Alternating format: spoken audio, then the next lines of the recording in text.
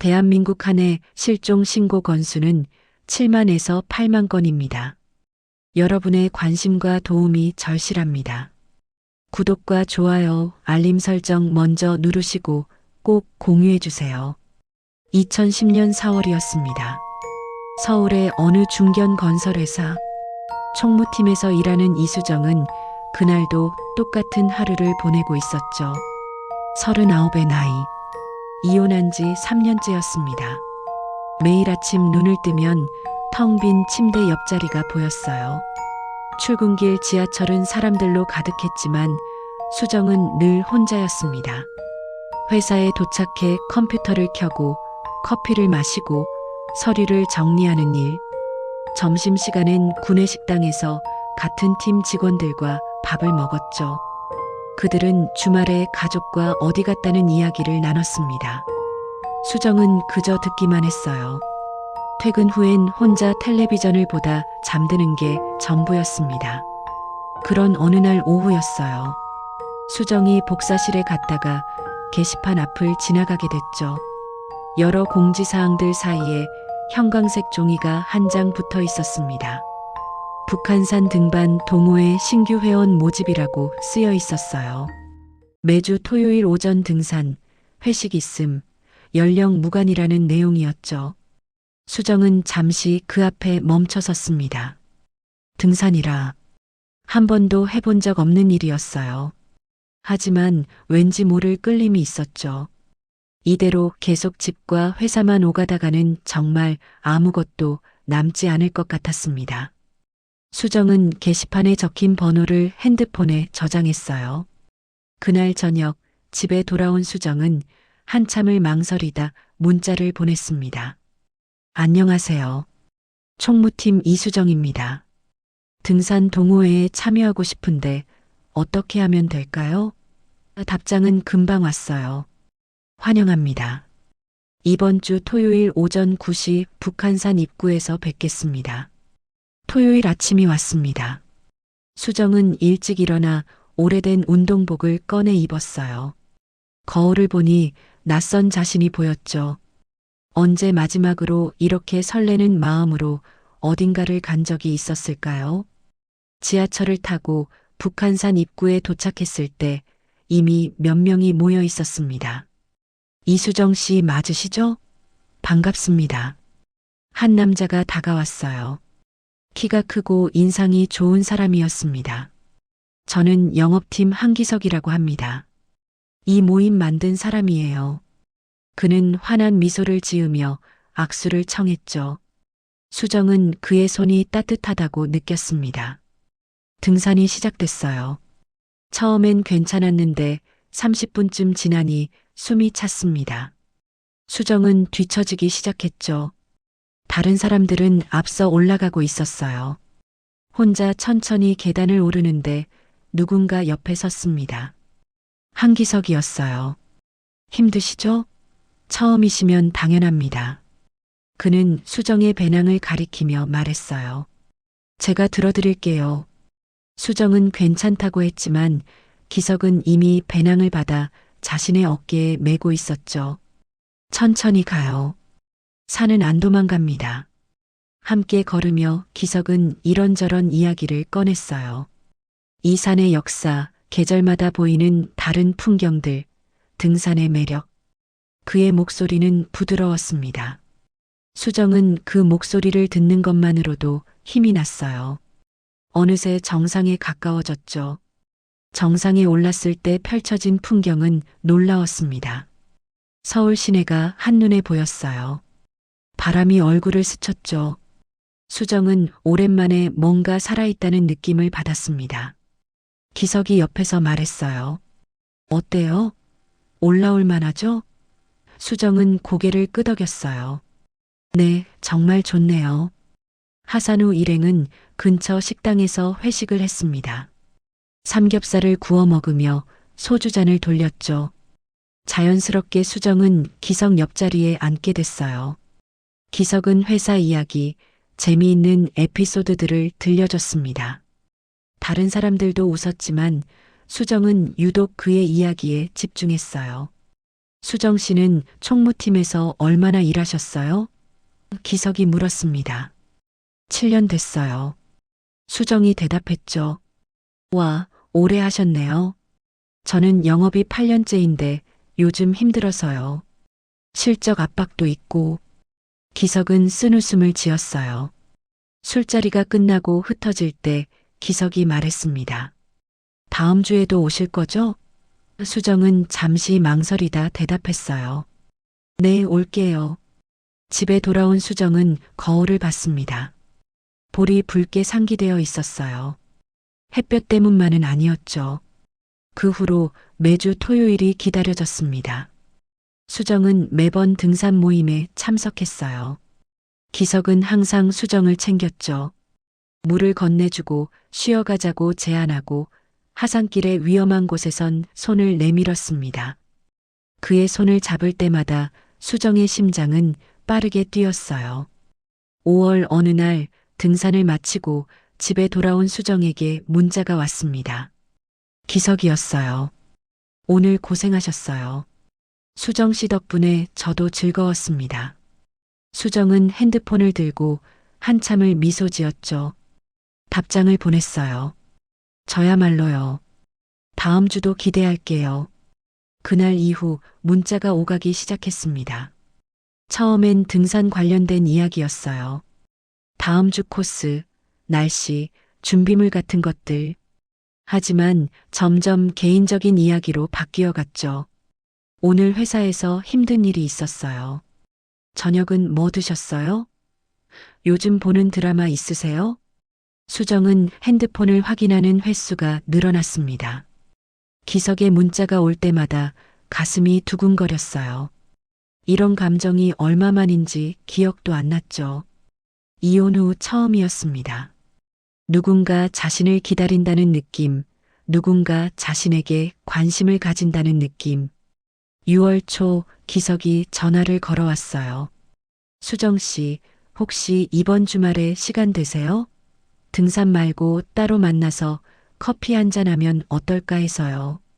수정은 잠시 숨을 멈췄습니다. 좋아요. 그렇게 대답했죠. 토요일 오후 둘은 인사동의 한 카페에서 만났습니다. 등산복이 아닌 평상복을 입은 기석은 더 멋져 보였어요. 수정도 오랜만에 화장을 하고 나왔죠. 둘은 창가 자리에 앉아 커피를 마시며 이야기했습니다. 사실 말씀드릴 게 있어요. 기석이 조심스럽게 입을 열었어요. 저 결혼은 했는데요. 지금은 아내와 별거 중입니다. 수정의 손이 잠시 멈췄죠. 별거요? 네. 거의 1년 됐어요. 같이 살고는 있지만 방도 따로 쓰고 대화도 안 합니다. 사실상 끝난 관계예요. 기석은 슬픈 표정을 지었습니다. 아이들 때문에 겉으론 유지하고 있지만 너무 외로워요. 수정 씨 만나면서 처음으로 제가 살아있다는 느낌을 받았어요. 수정은 그의 눈을 봤죠.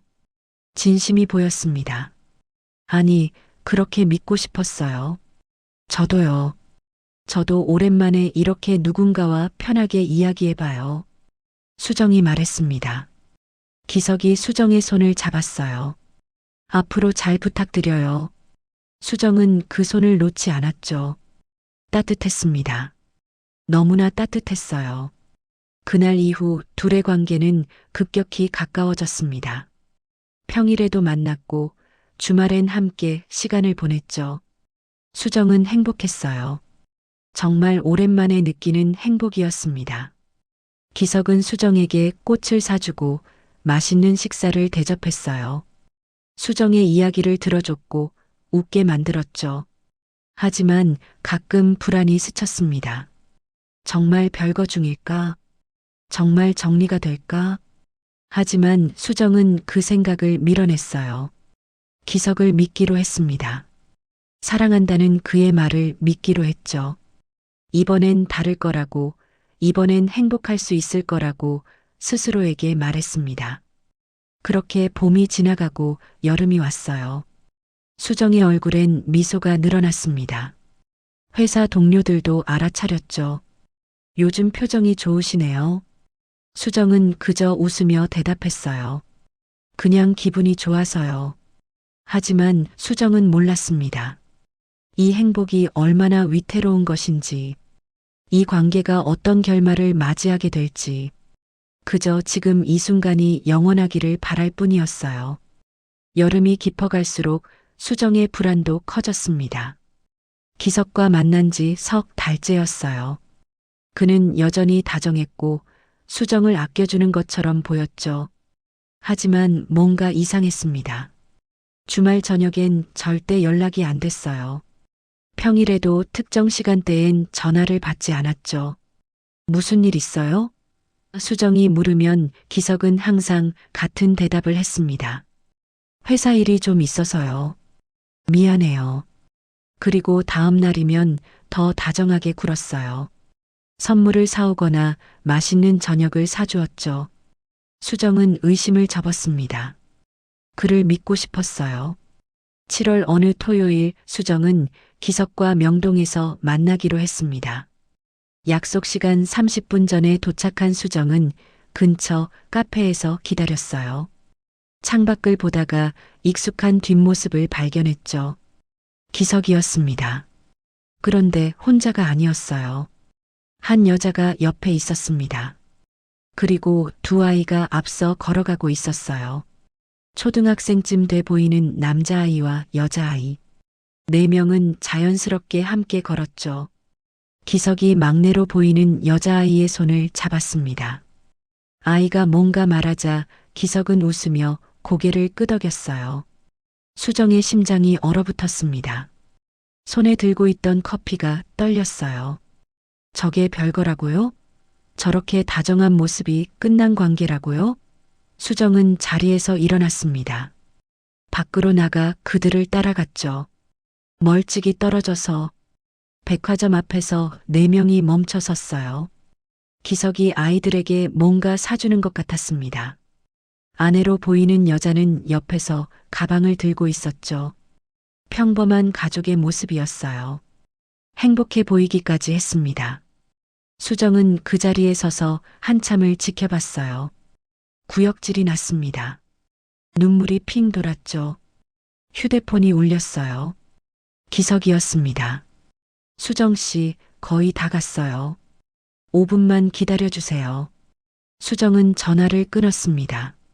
그리고 돌아섰어요. 집으로 돌아온 수정은 침대에 누워 천장만 바라봤습니다. 기석에게서 수십 통의 전화가 걸려왔어요. 문자도 계속 왔죠. 왜 안 오셨어요? 무슨 일 있어요? 연락 주세요. 수정은 답하지 않았습니다. 다음 날 아침 기석이 수정의 집 앞에 나타났어요. 초인종을 누르며 불렀습니다. 수정 씨, 저예요. 문 좀 열어주세요. 수정은 문을 열었죠. 밤새 울어서 눈이 퉁퉁 부어 있었어요. 어제 왜 그랬어요? 기석이 물었습니다. 수정은 냉정하게 말했어요. 명동에서 봤어요. 가족이랑 함께 있는 거. 기석의 얼굴이 굳었죠. 그게 그러니까 별거 중이라고 했잖아요. 같이 안 산다고 했잖아요. 기석은 한숨을 쉬었습니다. 오해예요. 아이들이 백화점 가자고 해서 어쩔 수 없이요? 얼마나 자연스럽게 손잡던데요? 수정의 목소리가 떨렸어요. 기석이 수정의 손을 잡으려 했지만 수정은 뿌리쳤죠. 나한테 거짓말한 거예요? 수정이 물었습니다. 기석은 잠시 침묵했어요. 거짓말은 아니야. 정말 마음은 떠났어요. 하지만 아이들 때문에 당장은 못 나가는 거예요. 조금만 기다려주면. 언제까지요? 1년? 2년? 아니면 평생? 기석은 대답하지 못했습니다. 수정은 웃었어요. 쓴웃음이었죠. 이제 알겠어요. 기석 씨는 처음부터 정리할 생각이 없었던 거죠.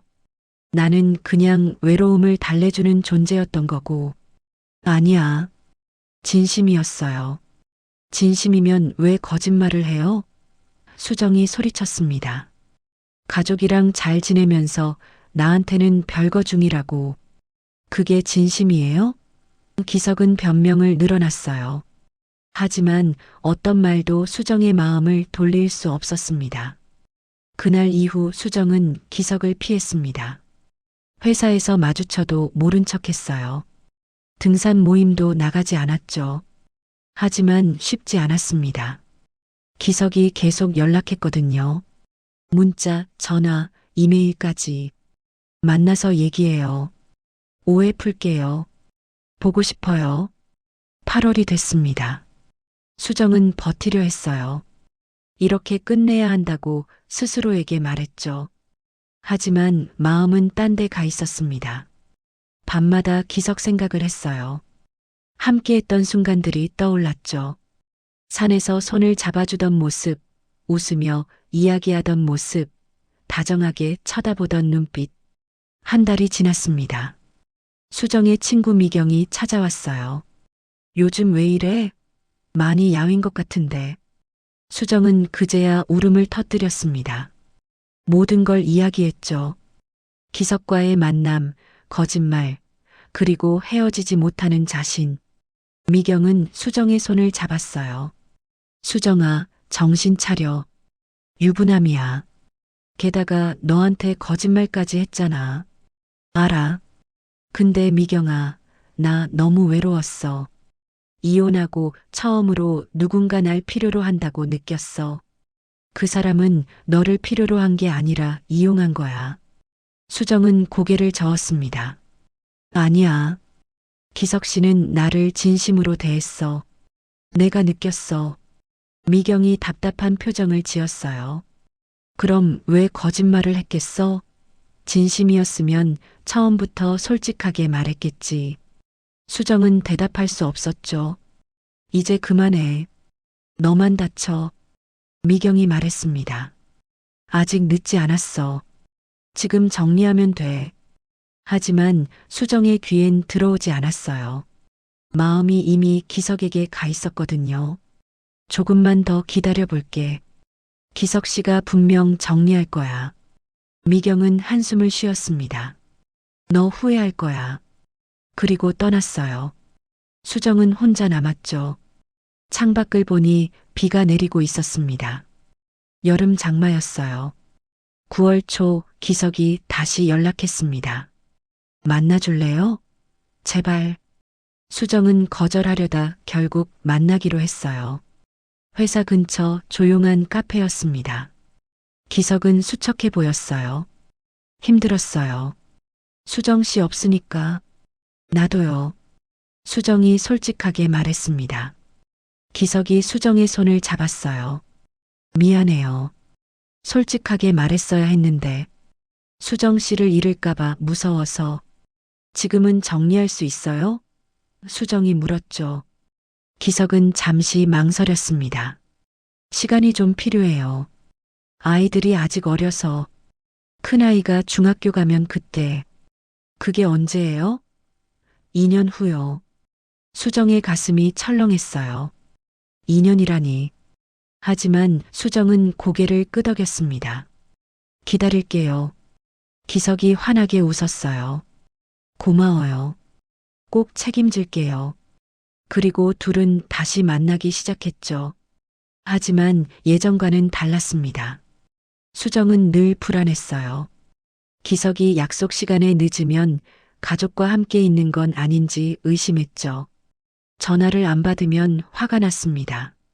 지금 집에 있어요? 아내랑 같이 있어요? 질문이 늘어갔어요. 기석은 처음엔 잘 달랬습니다. 아니야. 회사 회식이었어. 손님 만나느라 바빴어. 하지만 점점 지쳐갔어요. 왜 이렇게 의심해요? 믿어주면 안 돼요? 둘 사이에 다툼이 잦아졌죠. 9월 말 수정은 회사 복도에서 기석의 동료를 마주쳤습니다. 영업팀 직원이었어요. 한 과장님 요즘 집에 일찍 들어가시던데요. 가정적이신가 봐. 그 말을 듣는 순간 수정의 머릿속이 하얘졌어요. 일찍 들어간다고요? 기석은 수정에게 야근이 많다고 했는데 수정은 그날 저녁 기석을 추궁했습니다. 요즘 집에 일찍 간다며요? 기석이 당황했어요. 누가 그래요? 동료가 그러던데요. 거짓말 또 하신 거예요? 야근 안 하면 안 돼요? 가끔은 일찍 퇴근할 수도 있죠. 기석이 짜증을 냈습니다. 그럼 왜 나한테는 야근한다고 했어요? 매번 보고해야 돼요? 목소리가 높아졌어요. 첫 싸움이었습니다. 전화로 소리를 지르다 끊어버렸죠. 수정은 핸드폰을 던졌어요. 화면이 깨졌습니다. 그날 밤 수정은 잠을 이루지 못했어요. 이게 맞나? 이렇게 사는 게 맞나? 다음날 기석이 사과했습니다. 미안해요. 제가 예민했어요. 꽃다발을 들고 왔죠. 수정은 받아들였어요. 또다시 그렇게 10월이 왔습니다. 단풍이 물들기 시작했어요. 기석이 제안했습니다. 우리 오랜만에 북한산 갈까요? 단풍도 볼 겸 조용한 데서 얘기도 하고. 수정은 망설였죠. 요즘 관계가 좋지 않았거든요. 하지만 기석의 눈을 보니 거절할 수 없었습니다. 좋아요. 가요. 수정이 대답했어요. 기석이 활짝 웃었습니다. 토요일 오전 9시에 만나요. 우리 처음 만났던 그 입구에서. 수정도 미소 지었죠. 혹시 모르잖아요. 그날 모든 게 풀릴지. 그날이 둘의 마지막이 될 줄은 아무도 몰랐습니다. 2010년 10월 16일 토요일 아침이었습니다. 수정은 새벽부터 잠을 설쳤어요. 오늘 기석을 만난다는 생각에 가슴이 두근거렸죠. 기대 반 불안 반이었습니다. 혹시 오늘 모든 게 해결될까? 혹시 기석이 진짜 결심을 하고 온 걸까? 거울 앞에 섰습니다. 요즘 많이 야윈 얼굴이 보였어요. 기석과의 관계 때문에 밥맛도 없었고 잠도 제대로 못 잤거든요. 수정은 화장을 했습니다. 창백한 얼굴에 생기를 주고 싶었죠. 등산복을 입고 배낭을 챙겼어요. 물, 간식, 수건, 핸드폰을 확인했습니다. 기석에게서 온 메시지가 있었어요. 오늘 꼭 만나요. 중요한 얘기가 있어요. 중요한 얘기라니. 수정의 심장이 빨리 뛰었습니다. 드디어 결정을 내린 걸까? 수정은 가방을 메고 집을 나섰어요. 지하철을 타고 북한산 입구로 향했습니다. 창밖으로 단풍이 물든 거리가 보였어요. 가을이었죠. 봄에 기석을 만난 지 6개월이 지났습니다. 그동안 많은 일이 있었어요. 설렘, 행복, 배신, 의심, 다툼. 이제 끝을 봐야 할 때였죠. 9시 5분 전 약속 장소에 도착했습니다. 기석은 이미 와 있었어요. 검은색 등산복을 입고 담배를 피우고 있었죠. 수정을 보자 담배를 끄고 다가왔습니다. 왔어요? 평소보다 표정이 어두워 보였어요. 무슨 얘기인데요? 수정이 물었습니다. 기석이 고개를 저었어요.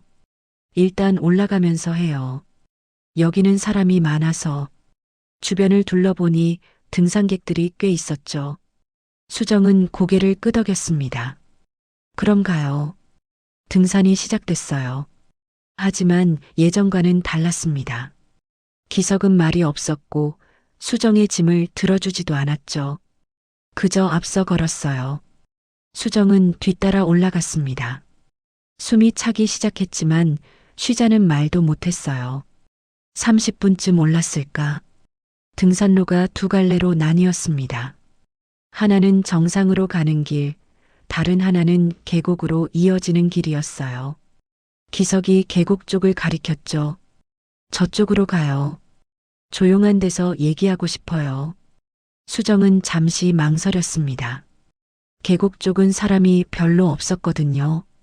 하지만 거부할 수 없었어요. 알았어요. 둘은 계곡 쪽으로 방향을 틀었습니다. 점점 인기척이 사라졌죠. 새소리와 물소리만 들렸어요. 울창한 나무 사이로 계곡이 보였습니다. 물이 흐르는 소리가 크게 들렸어요. 기석이 멈춰섰죠. 여기서 쉬었다가요. 바위에 걸터 앉았습니다. 수정도 옆에 앉았어요. 둘 사이에 침묵이 흘렀죠. 무슨 얘기예요? 수정이 먼저 입을 열었습니다.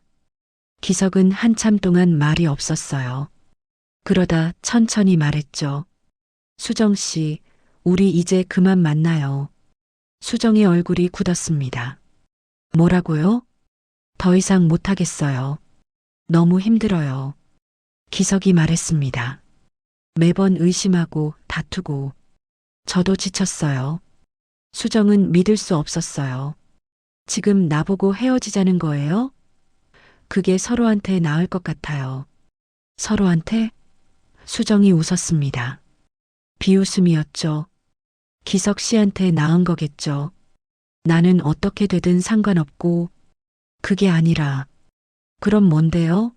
처음부터 나를 속인 사람이 누군데요? 기석이 짜증을 냈습니다. 그것 때문에 계속 매달릴 거예요? 제가 잘못했어요. 인정해요. 근데 이제 지쳤다고요. 그럼 처음부터 시작하지 말았어야죠. 수정의 목소리가 커졌어요. 내가 얼마나 힘들었는지 알아요? 유부남인 줄 알면서도 기다렸잖아요. 2년 후에 정리한다고 했잖아요. 그게 현실적으로 안 되는 것 같아요.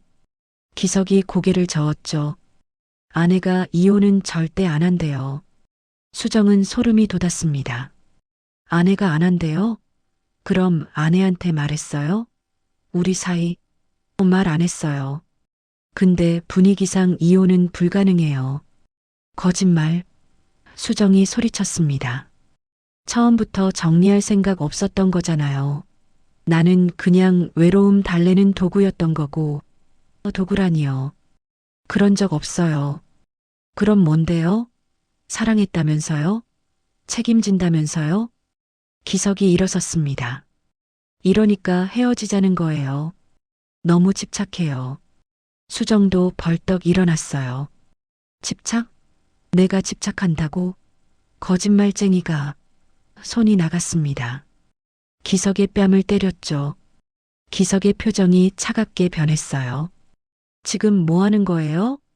당신이 날 어떻게 했는데, 6개월을 기다렸는데, 수정의 눈에서 눈물이 흘렀습니다. 나 어떻게 하라고요? 그건 수정 씨가 알아서 하세요. 기석이 냉정하게 말했어요. 저는 더 이상 책임질 수 없어요. 책임질 수 없다고? 수정이 기석의 팔을 붙잡았습니다. 안 돼요. 이렇게 끝날 순 없어요. 나요.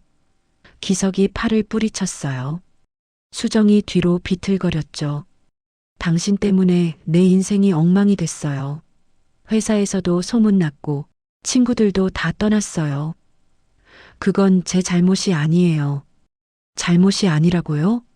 수정이 웃었습니다. 눈물을 흘리면서 웃었어요. 그럼 누구 잘못인데요? 먼저 다가온 사람이 누군데요? 사랑한다고 말한 사람이 누군데요?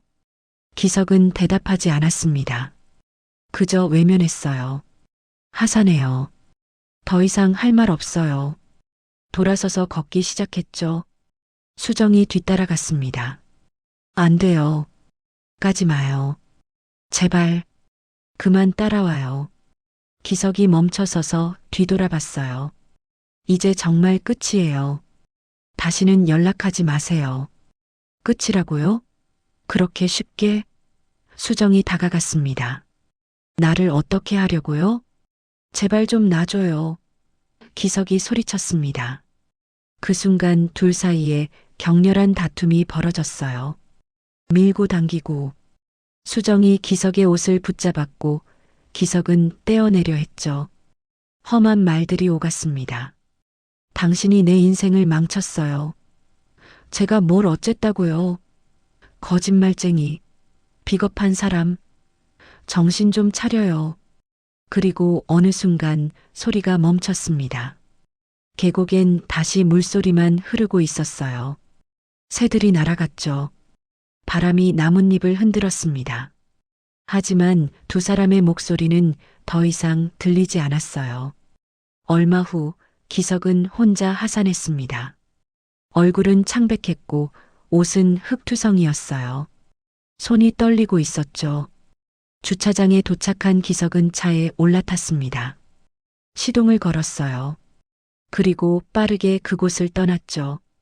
그날 저녁 수정의 휴대폰은 꺼져 있었습니다. 집에도 돌아오지 않았어요. 다음 날도 그 다음 날도 마찬가지였죠. 월요일 아침 회사에 출근하지 않은 수정을 이상하게 여긴 동료가 전화를 걸었지만 받지 않았습니다. 월요일 저녁 수정의 여동생 수진이 언니 집을 방문했어요. 문을 두드렸지만 대답이 없었죠. 열쇠로 문을 열고 들어갔습니다. 집은 텅 비어 있었어요. 침대는 정리되어 있었고 싱크대엔 설거지가 돼 있었죠. 이상했습니다. 언니가 약속도 없이 사라질 리 없었어요. 수지는 곧바로 경찰에 실종 신고를 했습니다. 제 언니가 토요일 이후로 연락이 안 돼요. 경찰은 조사를 시작했죠. 수정의 통화 기록을 확인했습니다. 마지막 통화는 토요일 아침 8시 47분. 상대는 한기석이었어요. 문자 기록에서도 북한산 등반 약속이 나왔죠. 경찰은 즉시 기석을 찾았습니다. 회사로 찾아온 경찰을 본 기석은 당황했어요. 무슨 일이세요?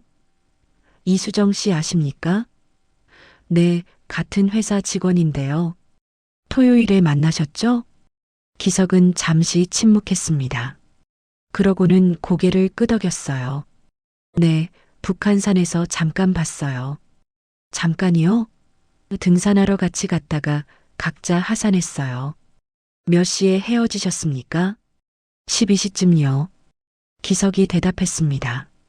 그 이후론 못 봤어요. 경찰이 수첩에 뭔가 적었죠. 혹시 이수정 씨와 특별한 관계셨습니까? 아니요. 그냥 회사 동료예요. 정말 그게 전부입니까? 경찰이 날카롭게 물었습니다. 기석은 눈을 피했어요. 네, 전부예요. 하지만 경찰의 눈엔 의심이 가득했죠. 혹시 차량 운행 기록 확인해도 될까요? 차는 와이프가 썼어요. 저는 대중교통 이용했어요. 기석이 서둘러 말했습니다. 확인해 보니 블랙박스 기록도 없던데요. 고장났어요. 수리 맡기려던 참이었어요. 너무 완벽했습니다. 너무나 깔끔한 알리바이였어요. 경찰은 더 조사했지만 증거가 없었죠. CCTV엔 수정이 북한산으로 가는 모습까지만 찍혔어요. 산속에선 아무것도 찾을 수 없었습니다. 수색대가 꾸려졌습니다. 북한산 계곡을 샅샅이 뒤졌어요. 하지만 수정은 나타나지 않았죠. 일주일, 2주일, 한 달이 지났습니다. 수색은 점점 축소됐어요. 결국 사건은 미제로 남았습니다. 이수정은 실종자로 기록됐죠. 기석은 일상으로 돌아갔습니다. 회사를 다니고 가족과 함께 저녁을 먹고 주말엔 텔레비전을 봤어요. 하지만 가끔 악몽을 꿨죠. 그날의 기억이 떠올랐습니다. 계곡에서의 다툼, 수정의 마지막 표정, 그리고 침묵. 기석은 잠에서 깨어나 식은땀을 흘렸어요. 옆에서 아내가 자고 있었죠. 기석은 창밖을 바라봤습니다. 북한산이 보였어요. 어둠 속에 우뚝 솟은 산. 그곳 어딘가에 비밀이 묻혀 있었습니다. 2020년 4월이었습니다. 코로나로 세상이 멈춘 것 같은 봄이었죠. 북한산 등산로도 한산했어요.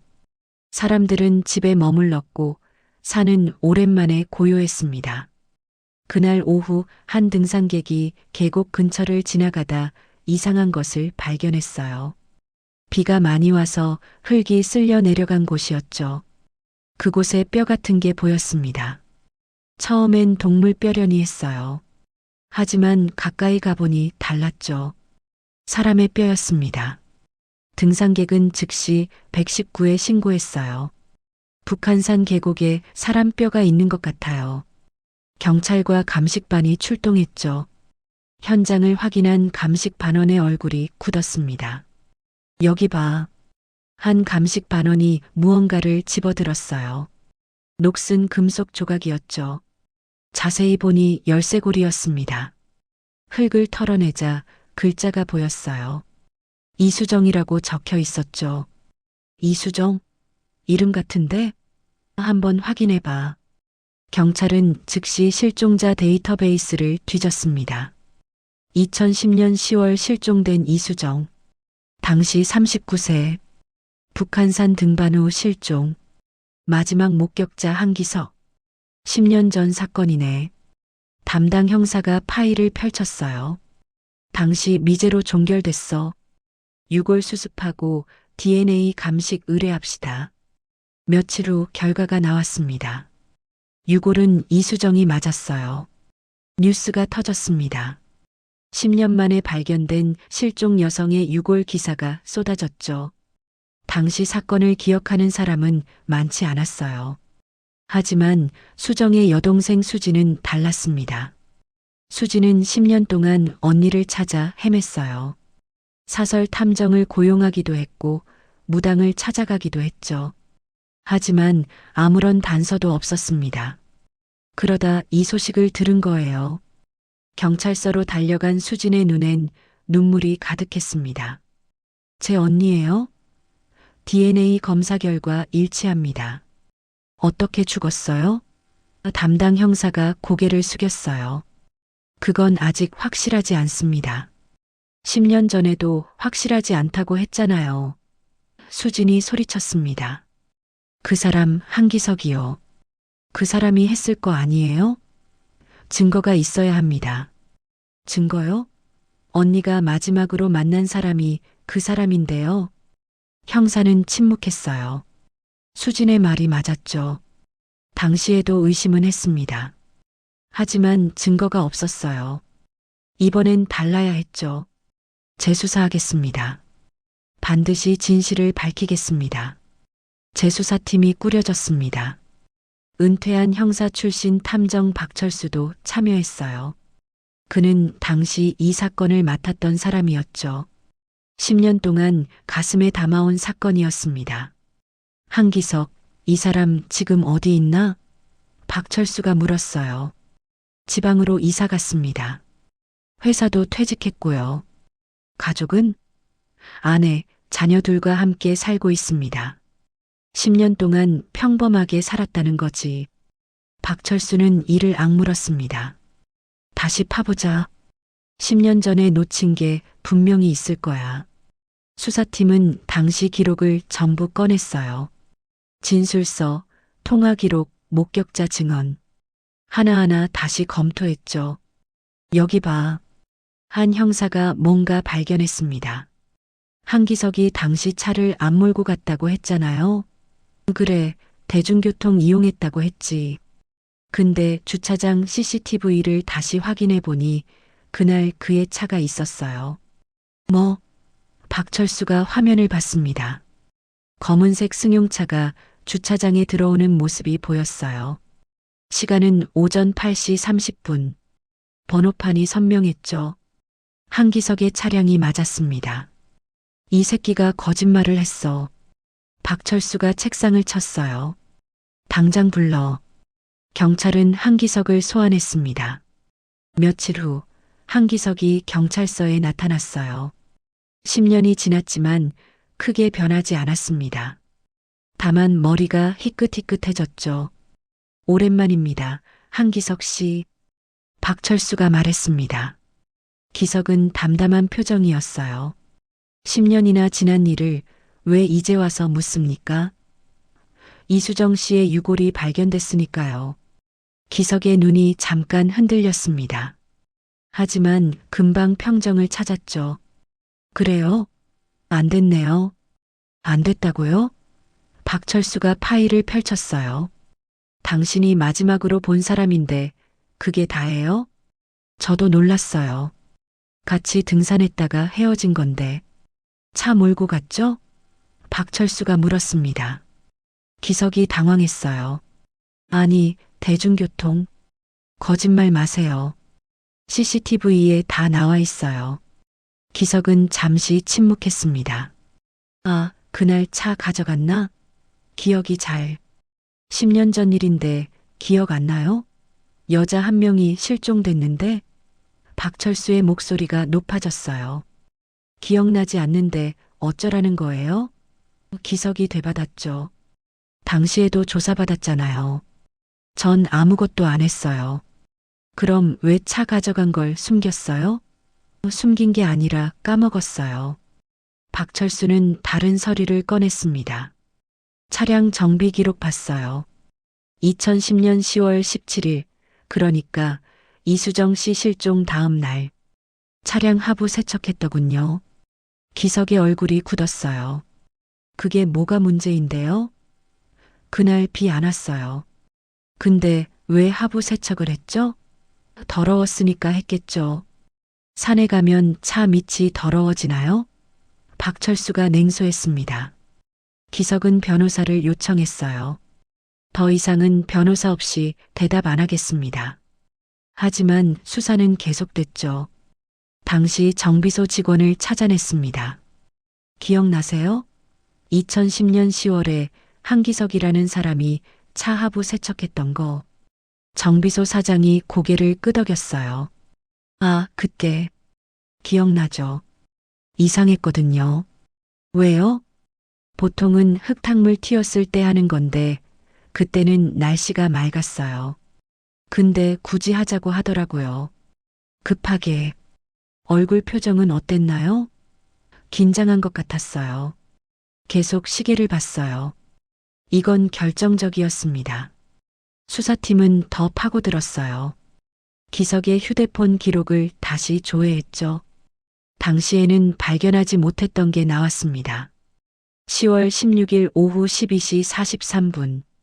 기석의 휴대폰이 북한산 계곡 근처 기지국에 잡혔어요. 그리고 오후 1시 15분에 북한산을 벗어났죠. 하지만 기석은 12시에 헤어졌다고 진술했습니다. 1시간이 안 맞아. 박철수가 말했습니다. 12시에 헤어졌으면 1시 15분은 너무 늦어. 그 시간에 뭘 한 거지? 증거를 없앤 거겠지. 더 결정적인 증거가 나왔습니다. 유골이 발견된 지점 근처 흙을 분석했는데 미세한 섬유 조각이 나온 거예요. 파란색 등산복 섬유였죠. DNA를 검사했습니다. 결과는 한기석의 것이었어요. 이제 부인할 수 없을 거야. 박철수가 웃었습니다. 쓴웃음이었죠. 10년 만에 드디어 한기석은 재소환됐습니다. 이번엔 증거를 내밀었어요. 이거 당신 거 맞죠? 섬유 분석 결과지를 보여줬습니다. 기석의 얼굴이 창백해졌어요. 그건 같이 등산했으니 당연히 나올 수 있다고요? 박철수가 말을 잘라냈습니다. 유골이 묻힌 곳에서 나왔어요. 등산로가 아니라. 기석은 말문이 막혔죠. 시간도 안 맞아요. 휴대폰 기록상 1시 15분까지 산에 있었잖아요. 차량 하부도 급하게 세척했고 다 맞아떨어져요. 증거는 충분했습니다. 변호사가 옆에서 뭔가 속삭였어요. 기석은 한참을 고민했죠. 그러고는 천천히 입을 열었습니다. 제가 했습니다. 조사실이 조용해졌어요. 인정하시는 거죠? 박철수가 확인했습니다. 기석이 고개를 끄덕였어요. 네. 제가 죽였어요. 녹음기가 돌아가고 있었죠. 어떻게 죽였습니까? 기석은 눈을 감았습니다. 10년 전 그날이 떠올랐어요. 다투다가 우발적으로. 우발적이요? 네. 헤어지자고 했더니 난리가 났어요. 가족한테 다 말하겠다고. 그래서요? 무서웠어요. 모든 게 무너질 것 같았죠. 아내, 아이들, 회사 다 잃을 것 같았어요. 기석의 목소리가 떨렸습니다. 그래서 죽인 거예요? 박철수가 차갑게 물었죠. 순간적으로 손으로 목을 눌렀어요. 그냥 협박하려던 건데. 협박이요? 근데 수정 씨가 계속 저항했어요. 그래서 끝까지 목을 조른 거죠. 박철수가 말을 마쳤습니다. 기석은 대답하지 않았어요.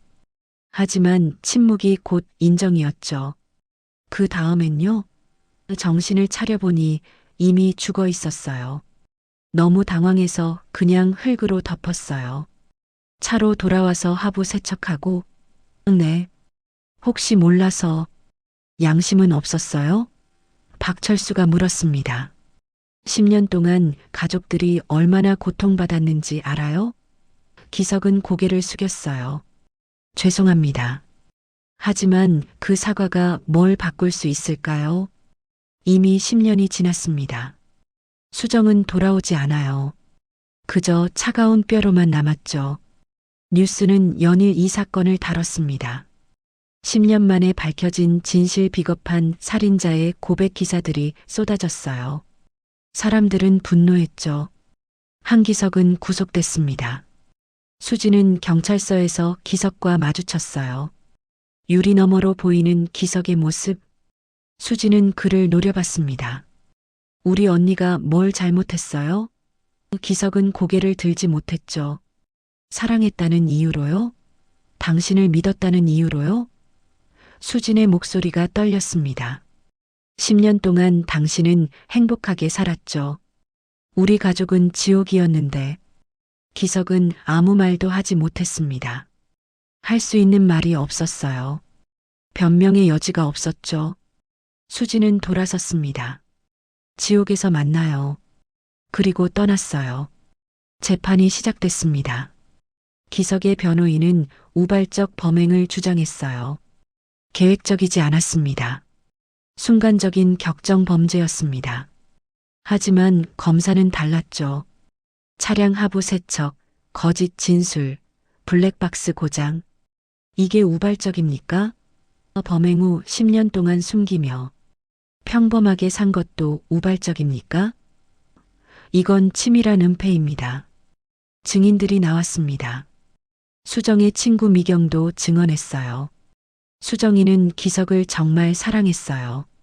하지만 그 사람은 수정이를 이용만 했죠. 눈물을 흘리며 말했습니다. 회사 동료들도 증언했어요.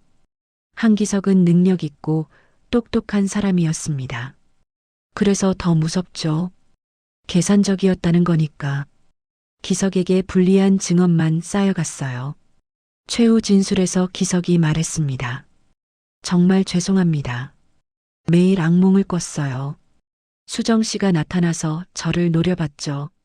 하지만 아무도 동정하지 않았습니다. 판결이 내려졌어요.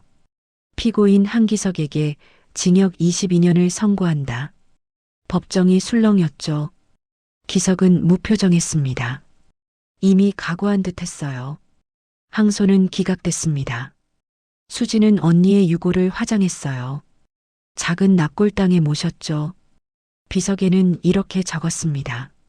사랑이라 믿었던 순간이 나의 마지막이었다. 10년이라는 시간이 흘렀지만 진실은 결국 드러났습니다. 하지만 그게 무슨 소용일까요? 수정은 돌아오지 않아요. 그저 차가운 돌 아래 조용히 잠들어 있을 뿐이죠. 재판이 끝나고 한 달이 지났습니다. 한기석은 교도소로 이송됐어요. 22년형. 환갑이 넘어서야 나올 수 있는 형량이었죠. 교도소 독방에 앉은 기석은 창밖을 바라봤습니다. 작은 창으로 하늘 한 조각만 보였어요. 10년 동안 숨기고 살았습니다. 아침에 일어나면 거울을 봤고 출근해서 웃었고 가족과 저녁을 먹었죠. 평범한 남편이었고 평범한 아버지였어요. 하지만 밤마다 수정의 얼굴이 떠올랐습니다. 계곡에서의 그 순간이 생생했어요. 수정이 자신의 팔을 붙잡으며 울부짖던 모습. 제발 가지 마요. 날 어떻게 하려고요? 그때 느꼈던 공포, 모든 게 무너질 것 같은 두려움. 순간적이었다고 말했습니다. 우발적이었다고 주장했죠. 하지만 정말 그랬을까요? 기석은 스스로에게 물었어요. 혹시 그 순간을 기다린 건 아니었을까? 수정을 없애버릴 기회를. 손이 수정의 목으로 갔습니다. 처음엔 정말 협박하려던 거였어요. 그만하라고, 조용히 하라고. 하지만 수정은 더 심하게 저항했죠. 발버둥 치고 핥히고 소리를 질렀어요. 그때 뭔가가 끊어진 것 같았습니다. 이성의 끈이요. 기석은 더 세게 눌렀어요. 수정의 눈이 점점 풀렸죠. 몸부림이 약해지고 손이 축 늘어졌습니다. 그리고 멈췄어요. 기석은 손을 떼었습니다. 수정은 바닥에 쓰러져 있었어요. 움직이지 않았죠. 수정 씨, 일어나요. 흔들어 봤습니다. 대답이 없었어요. 맥박을 짚었죠. 아무것도 느껴지지 않았습니다. 공포가 밀려왔어요. 죽었다. 내가 죽였다. 어떡하지? 머릿속이 하얘졌죠. 주변을 둘러봤습니다. 다행히 아무도 없었어요. 계곡은 한적했고 새소리만 들렸죠. 기석은 서둘러 움직였습니다. 근처에 있던 나뭇가지로 흙을 팠어요. 깊게 파야 했죠. 땀이 뚝뚝 떨어졌습니다. 손에 물집이 잡혔지만 계속 팠어요. 구덩이를 만들었습니다. 그리고 수정을 끌어다 넣었죠. 미안하다고 속으로 되뇌었어요. 하지만 목소리는 나오지 않았습니다. 흙을 덮었어요. 낙엽으로 가렸죠. 흔적을 지웠습니다. 주변을 확인했습니다. 수정의 배낭, 물병, 모자 전부 함께 묻었어요. 혹시 빠뜨린 게 없나 샅샅이 뒤졌죠. 그리고 내려왔습니다. 다리가 후들거렸어요. 주차장에 도착했습니다. 차에 올라타 시동을 걸었어요. 손이 떨렸죠. 백미러로 자신을 봤습니다. 창백한 얼굴, 흙투성이 옷. 이 모습으로 집에 갈 순 없었어요. 근처 정비소로 갔습니다. 차 하부 세척 좀 해주세요. 지금이요? 날씨도 좋은데. 좀 급해서요. 사장은 이상하다는 표정이었지만 해줬죠. 세차하는 동안 기석은 화장실에서 옷을 털었어요. 거울을 봤습니다. 목에 핥힌 자국이 있었죠. 수정이 저항하면서 남긴 흔적이었어요. 셔츠 깃으로 가렸습니다. 집으로 돌아왔습니다. 아내가 물었어요. 등산 어땠어요? 좋았어. 평소처럼 대답했죠. 씻고 올게. 샤워를 오래 했습니다.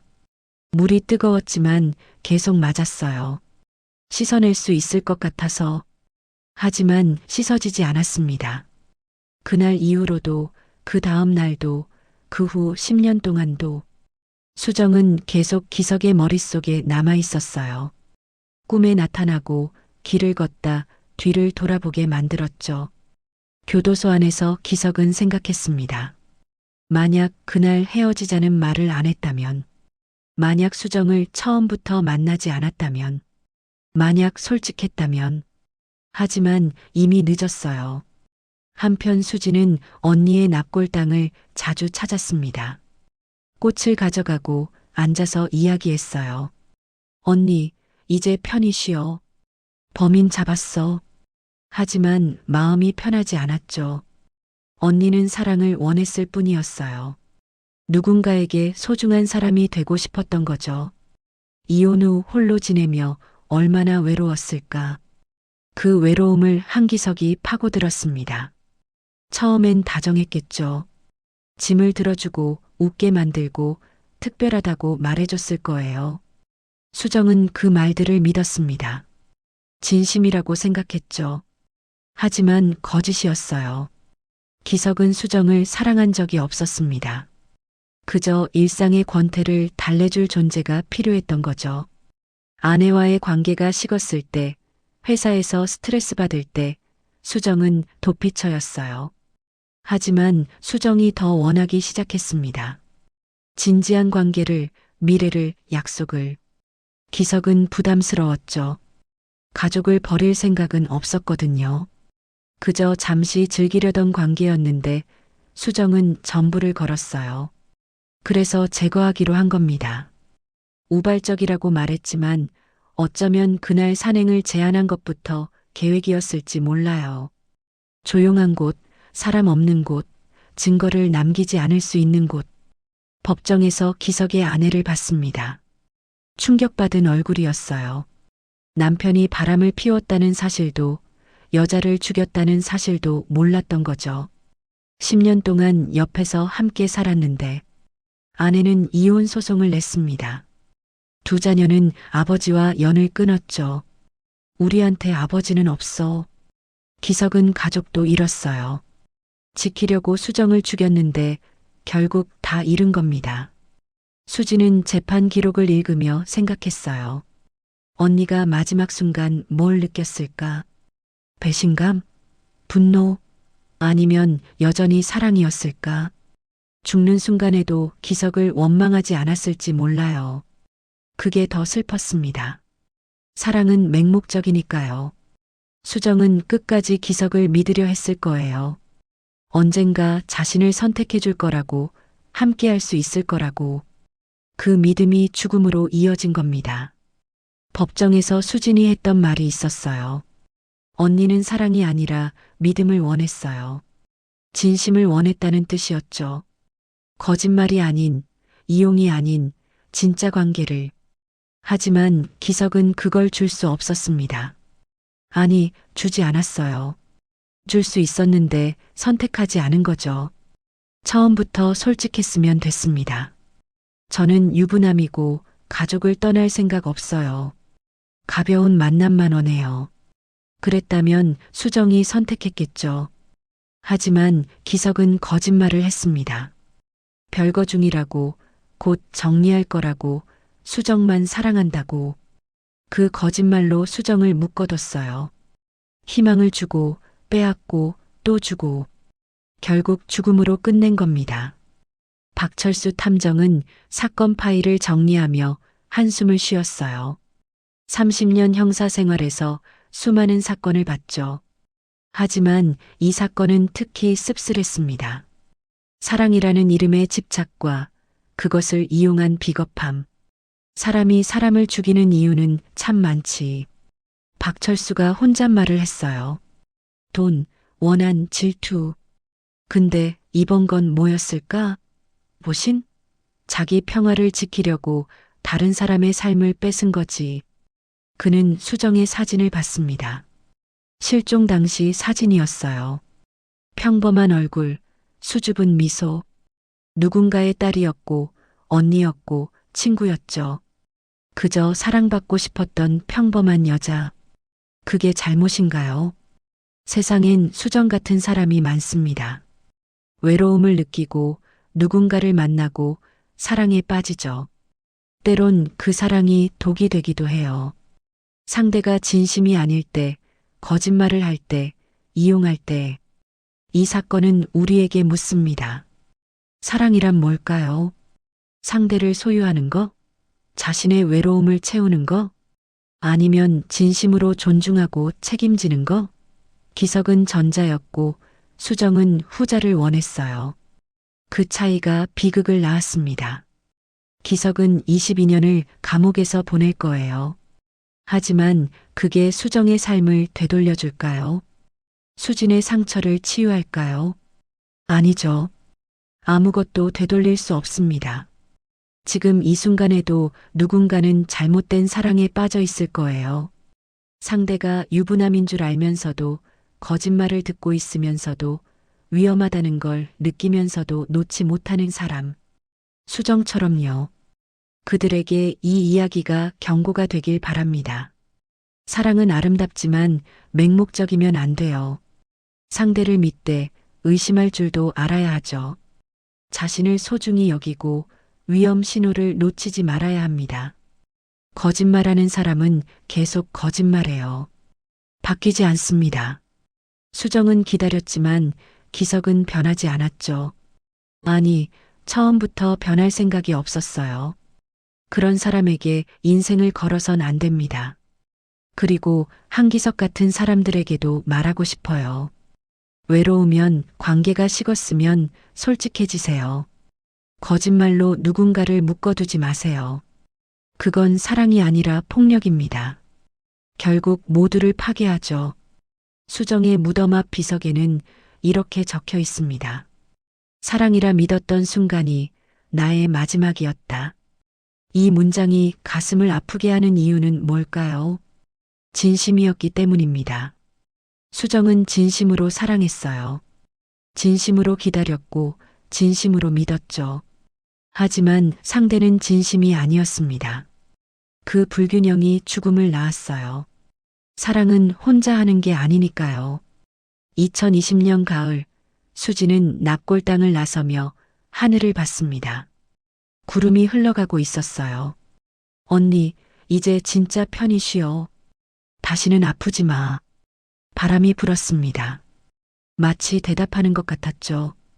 우리는 이 사건에서 무엇을 배워야 할까요? 첫째, 진심이 아닌 사랑은 사랑이 아닙니다. 둘째, 자신을 속이지 마세요. 이상 신호가 보이면 떠나야 해요. 셋째, 사랑보다 소중한 건 자기 자신입니다. 수정은 자신보다 기석을 더 사랑했어요. 자존심을 버리고 의심을 참고 끝까지 매달렸죠. 그게 잘못은 아닙니다. 하지만 위험했어요. 자신을 지키지 못했으니까요. 사랑은 아름다운 거예요. 하지만 맹목적이면 파괴적이죠. 균형이 필요합니다. 상대를 사랑하되 자신도 사랑하세요. 믿되 맹신하지 마세요. 기다리되 영원히 기다리지 마세요. 그게 이 슬픈 이야기가 우리에게 남긴 교훈입니다. 2010년 봄, 북한산에서 시작된 만남은 가을의 죽음으로 끝났어요. 10년 후 진실이 밝혀졌지만 이미 늦었죠. 수정이 다시 돌아올 순 없습니다. 하지만 우리는 기억할 수 있어요. 그리고 같은 실수를 반복하지 않을 수 있죠. 그게 수정이 우리에게 남긴 마지막 선물일지도 모릅니다. 사랑하세요. 하지만 현명하게. 믿으세요. 하지만 조심스럽게. 그리고 무엇보다 자신을 소중히 여기세요. 그것이 진정한 사랑의 시작이니까요. 끝까지 시청해 주셔서 감사합니다. 다음 시간에 뵙겠습니다. 이 영상 꼭 공유해 주세요.